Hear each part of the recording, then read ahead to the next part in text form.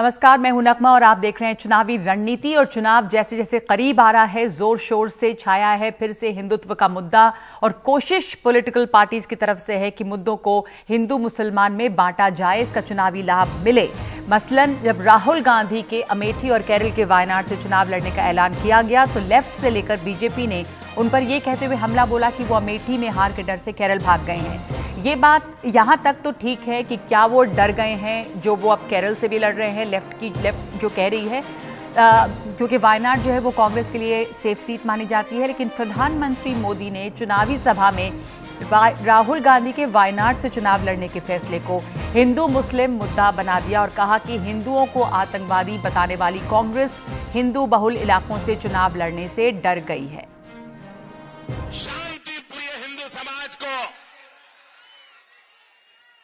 भाईचारे की जिंदगी जीने वाले हिंदू समाज को, पूरे विश्व को परिवार मानने वाले हिंदू समाज को आतंकी कह दिया, आतंकवाद हिंदू के साथ जोड़ दिया। और इसके लिए नेता अब मैदान छोड़कर के भागने लगे हैं। अब उनकी हिम्मत नहीं पड़ रही है कि जहां पर मेजॉरिटी के लोग रहते हैं वहां चुनाव लड़ने की हिम्मत नहीं है।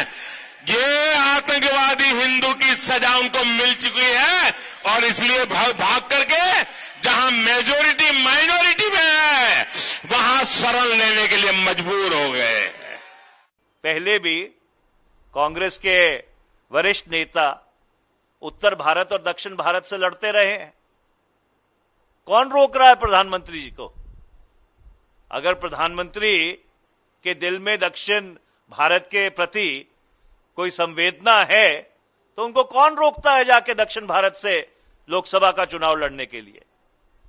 पिछली बारी क्या उन्होंने 2 जगह से चुनाव नहीं लड़ा था? तो सवाल यह पैदा होता है कि अगर प्रधानमंत्री पिछली बार दो जगह से उन्होंने चुनाव लड़ा था तो क्या वो वडोदरा से भागे थे कि वाराणसी से भागे थे? और इसके साथ साथ सवाल ये भी है कि राहुल गांधी ने केरल का वायनाड ही क्यों चुना?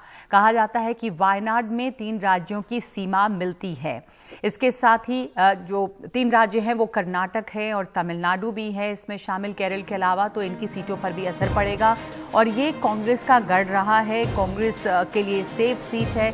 दक्षिण भारत को भी इससे तवज्जो देने का, इस पर ध्यान देने का एक संदेश जा रहा है।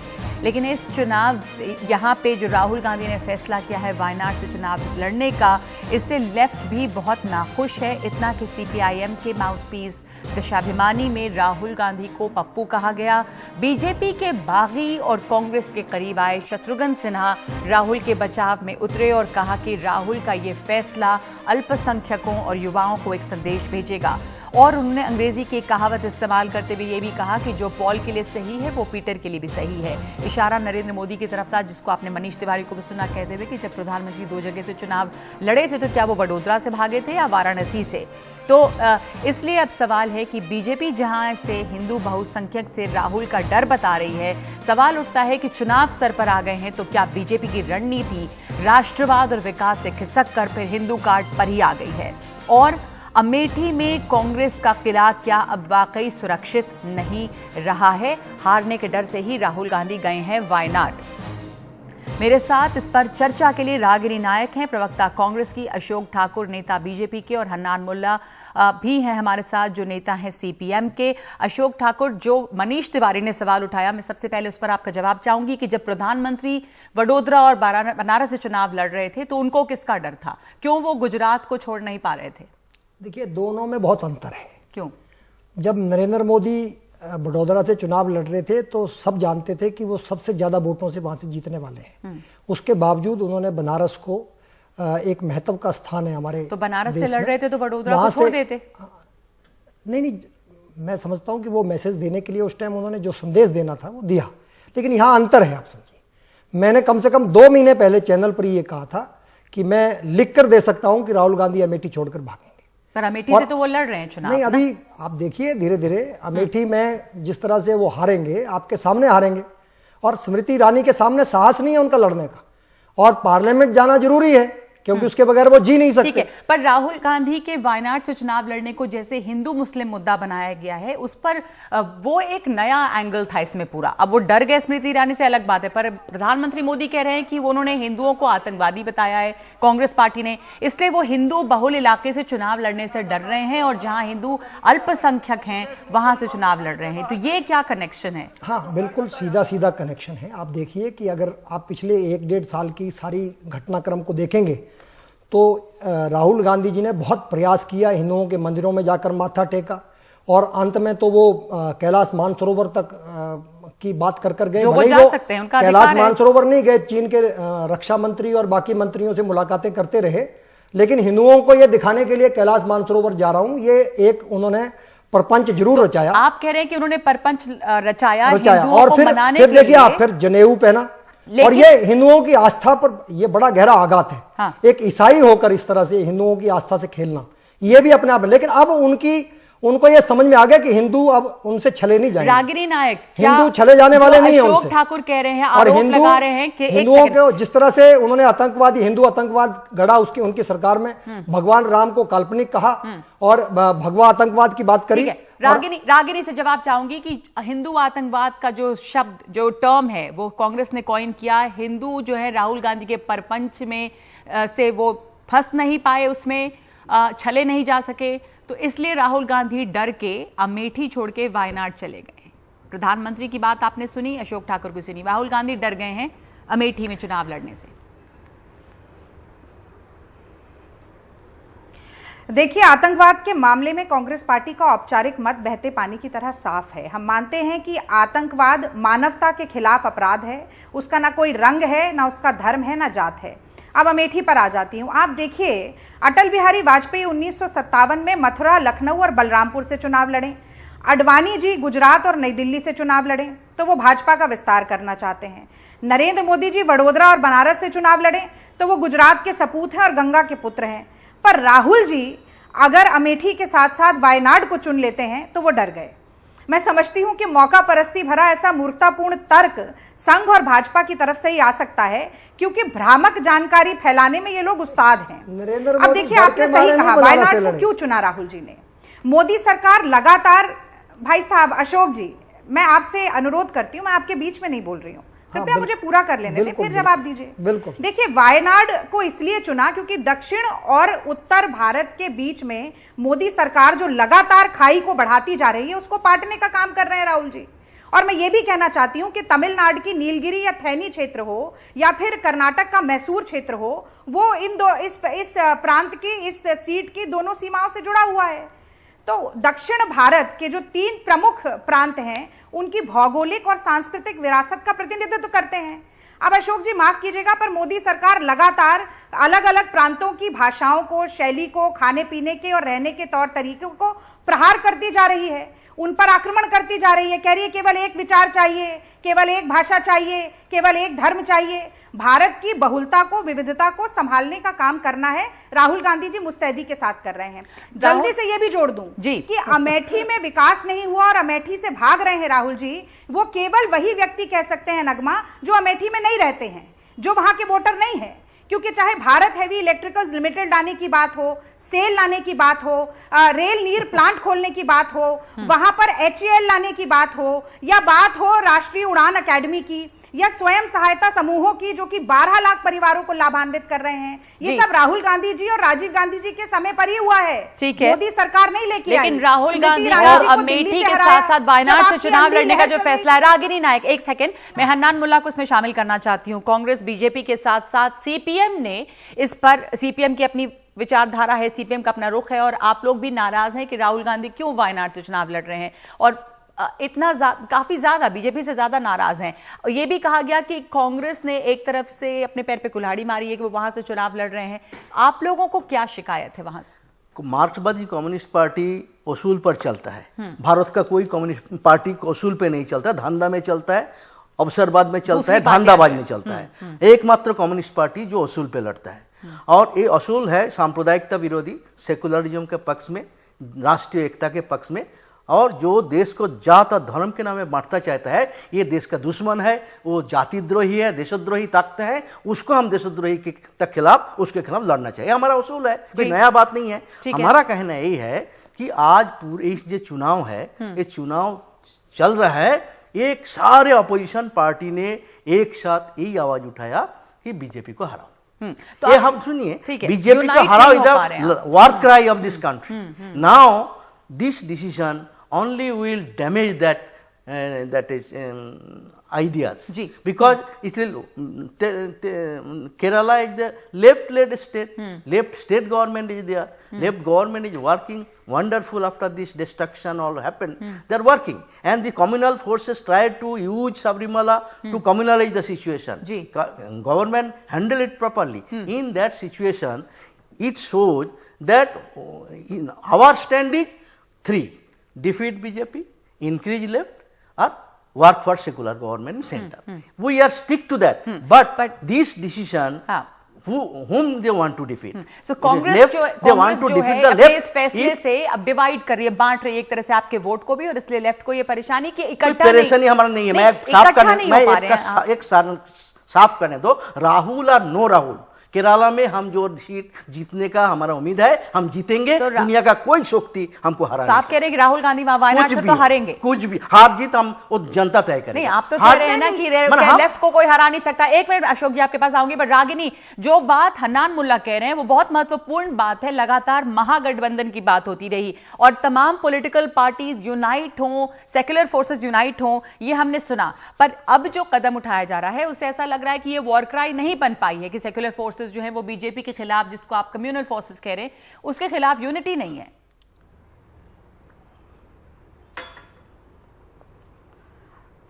नगमा जी, दो बातें। पहली बात तो ये कि इसमें कोई दो राय नहीं है कि विकास के मुद्दे पर, प्रशासनिक मुद्दे पर और कूटनीतिक मुद्दे पर भारतीय जनता पार्टी और मोदी सरकार पूरी तरीके से विफल रही है। और मैं समझती हूं इस पर सीपीएम भी पूरी तरीके से कांग्रेस की इस बात का समर्थन करेगी। पर इसके अलावा क्या समीकरण है देश में? आप देखिए, कांग्रेस बड़े दिल और खुले दिमाग वाली पार्टी है और इसी एक समावेशी राजनीति करने के एक बड़े मकसद के साथ हमने बहुत सारी पार्टियों के साथ गठबंधन करने की कोशिश की। अलग-अलग यही कह रहे हैं कि आप प्रदेशों में समावेशी कई जगह राजनीति नहीं कर पा रहे हैं, यूनिटी पर चोट पहुंच रही है राहुल गांधी के फैसले हमारा से। एक है, राहुल गांधी के फैसले से यूनिटी जो बनाने की कोशिश बड़ा है, लक्ष्य चोट पहुंच हमारा रही है। एक है। उस लक्ष्य तक,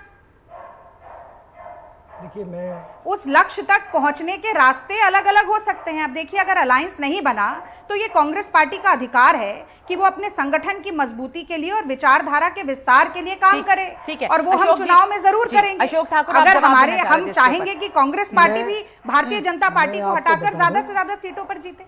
ये केवल दिखावा है और देश की जनता को छलने का एक प्रयास है। ये एक ही थाली के चट्टे बट्टे हैं, ये लड़ने वाली नहीं। और राहुल गांधी को मैं कह रहा हूं आपको, बिना कम्युनिस्टों की मदद के राहुल गांधी वहां जमानत भी नहीं बचा पाएंगे अपनी। ये बिल्कुल सही कह रहे हैं। हमारे कार्यकर्ता अमेठी छोड़िए, आप वायनाड में भी उनको जो है छोड़ने वाले नहीं हैं। जिस तरह से उन्होंने देश के हिंदुओं के साथ पिछले 10 वर्षों में जिस तरह उसको बदनाम किया, उनकी आस्थाओं पर आघात किया, उसका जवाब उनको मिलेगा और वो कहीं भी जाएं। मैं आपको बता रहा हूं इस बात को। और ये केवल नूरा कुश्ती है। आस्थाओं पर आघात कैसे किया, एक तो ये सवाल है, और दूसरे कि देश के हिंदुओं के खिलाफ उन्होंने काम किया है, जिसमें दूसरे लोग भी रहते हैं। वो सभ्यता, वो संस्कृति, हिंदू संस्कृति जिसने दुनिया की सभी धर्मों को यहां संरक्षण दिया, जिसने मुसलमानों के सभी 73 फिरकों को यहां पर पलने बढ़ने का मौका दिया। हर जो अपने देश के अंदर धर्म जो है, जो मतलब संकट में थे, उनको यहां पर संरक्षण मिला।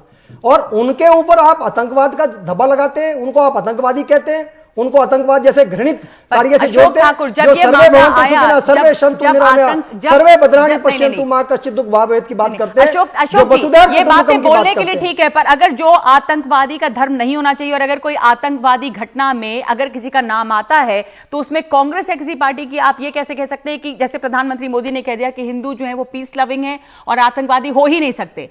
मतलब ऐसा तो नहीं है कि कोई भी क्रिमिनल केस किसी के खिलाफ हो तो उस पर जांच ही ना हो क्योंकि वो किसी एक धर्म का है? आप इतिहास उठाकर देख लीजिए, कश्मीर के अंदर हार्डकोर टेररिस्ट किसने छोड़े? नक्सलाइट जो अर्बन नक्सलाइट्स है उनके साथ रात के मैं एक अंधेरे में ब्रेक कौन लूंगी खड़ा यहाँ हुआ? पर, मैं एक ब्रेक लूंगी कोर्ट यहाँ के पर अंदर रात वापस के 12 आऊंगी बजे और मैं किसने जो दरवाजे सवाल शुरू खुलवाए? में पूछ रही थी कि ये आतंकवादियों के पूरा चुनाव जो है भारत तेरे टुकड़े क्या वो टुकड़े होंगे उसके एक खिलाफ मिनट, किसने बोला? राष्ट्रवाद की बात हुई थी यहाँ पर जब पाकिस्तान के ऊपर एयर स्ट्राइक हुई, नेशनल इंटरेस्ट की बात हो रही थी, विकास की बात हो रही थी, लेकिन चुनाव जैसे से सर पे आ रहे हैं, बीजेपी की रणनीति बदलकर क्या सिर्फ हिंदू हित, हिंदू राष्ट्र और हिंदुओं को आतंकवादी किसने कहा, क्या सिर्फ इसी पर वापस आकर राजनीति टिक गई है चुनाव करीब आते आते? रणनीति में एक ब्रेक के बाद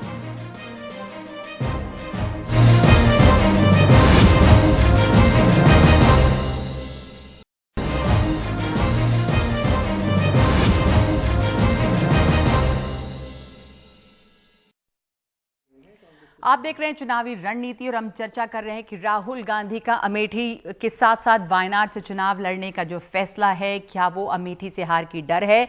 लेकिन प्रधानमंत्री नरेंद्र मोदी से हिंदू आतंकवाद से जोड़ रहे हैं और कह रहे हैं कि चूंकि हिंदू बहुल इलाकों से चुनाव लड़ने से राहुल गांधी डर रहे हैं, इसलिए वो वायनाड चले गए हैं। अशोक जी, मैं आपसे सवाल ये पूछना चाहती हूँ कि वो भी दौड़ता यूपीए के दौरान में, जब ये हिंदू टेरर शब्द जो आप लोग कह रहे हैं कि कांग्रेस या यूपीए की देन है, उस समय आरके सिंह जो अब बीजेपी में हैं, वो उस समय होम सेक्रेटरी थे, तो आपने उनको टिकट दिया, वो आपके यहाँ अब बड़े नेता हैं। अब कैसे फिर ये हो सकता है? आप कैसे कह सकते हैं कि अब वही लोग तो इधर शामिल हो गए ना, तो ये तो मतलब यूपीए की देन है, ऐसे कैसे? सबसे पहले आप तो लोगों ने क्यों उनको फिर जगह दी? होम सेक्रेटरी भारत सरकार का नौकर होता है और उसका ड्यूटी होता है सरकार के आदेश को लागू करना, उसमें उसका अपना व्यक्तिगत कुछ नहीं होता है। इसलिए आरके सिंह ने उसमें क्या किया क्या नहीं किया, वो सरकार ने क्या फैसला किया वो देख मान्य रखता है, होम सेक्रेटरी का कुछ मायने नहीं रखता।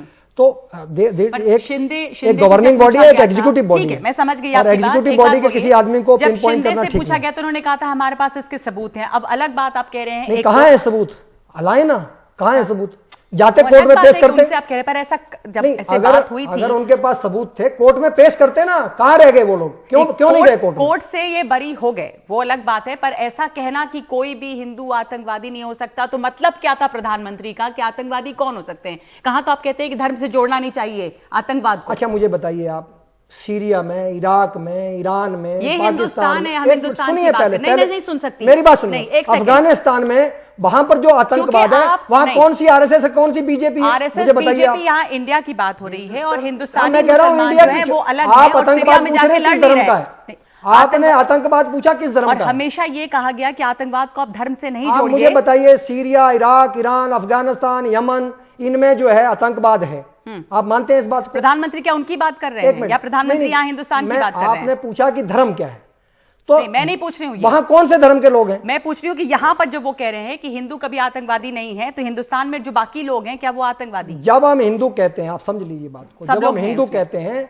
तो उसमें मुसलमान भी हैं जो भारतीय संस्कृति में विश्वास करते हैं, हिंदू संस्कृति में विश्वास रखते हैं, और मुसलमानों को भी ये समझना पड़ेगा 99.99% कुछ कहना चाह रही है इससे पहले। लेकिन मैं दूसरी बात कहना चाह रहा हूं। नहीं, एक सेकंड, इस बात का जवाब भी देना चाहती हैं जो आपने अभी तक कहा, उसका जवाब देना चाहती हैं रागिनी।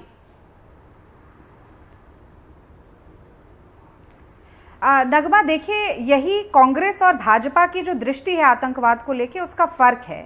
हम कहते हैं कि जो भी आतंकवादी हो उसके धर्म के ऊपर कोई भी किसी भी प्रकार का कोई डिस्कशन होना ही नहीं चाहिए। आतंकवादी का कोई धर्म नहीं होता है। अब मुझे बताइए कि ध्रुव सक्सेना, जो कि भारतीय जनता पार्टी के मध्य प्रदेश के आईटी सेल का अध्यक्ष था और आईएसआई की मुखबरी करता हुआ पकड़ा गया, उसका धर्म देखा जाना चाहिए? धर्म नहीं देखा जाना चाहिए, पर वो किस पार्टी से जुड़ा हुआ था ये जरूर देखा जाना चाहिए। ये लगातार धर्म की पहली बार नहीं है। जब उत्तर प्रदेश में चुनाव होता है तो मोदी जी कहते हैं शमशान कब्रिस्तान, जब बिहार में चुनाव होता है तो अमित शाह जी कहते हैं अगर भाजपा को वोट नहीं दोगे तो पाकिस्तान में बम पटाखे फूटेंगे। और अभी कुछ दिन पहले ही मेरठ की रैली में फिर नरेंद्र मोदी जी कहते हैं कि मुझे हराने वाला कौन है?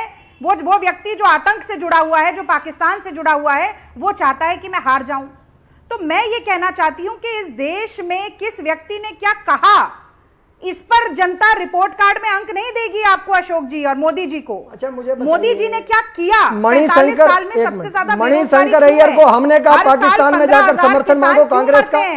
उन्नाव और कठुआ जैसी घटनाएं देश में क्यों होती संदीप हैं? दीक्षित को हमने कहा कि सेनाध्यक्ष को गुंडा कहो, कारोबार क्यों ठप गुलाम हो नबी गया? आजाद को हमने कहा कि आप जो है बतानी पड़ेंगी। कश्मीर में नवजोत सिविलियन मार रही है सिंह सिद्धू सेना, ये आपकी कहने के लिए पार्टी हमने में कहा होते हैं तो देशभक्त हैं। अगर कांग्रेस पार्टी में आ जाते हैं तो देशद्रोही है। आपके नेता मुकुल सोच साहब रॉय को हमने कहा कि अगर कश्मीर जो है मुकुल रॉय तृणमूल उसको कांग्रेस में स्वतंत्रता है, देनी चाहिए, तो वो हमने कहा दोषी ये है सब। शारदा स्कैम के।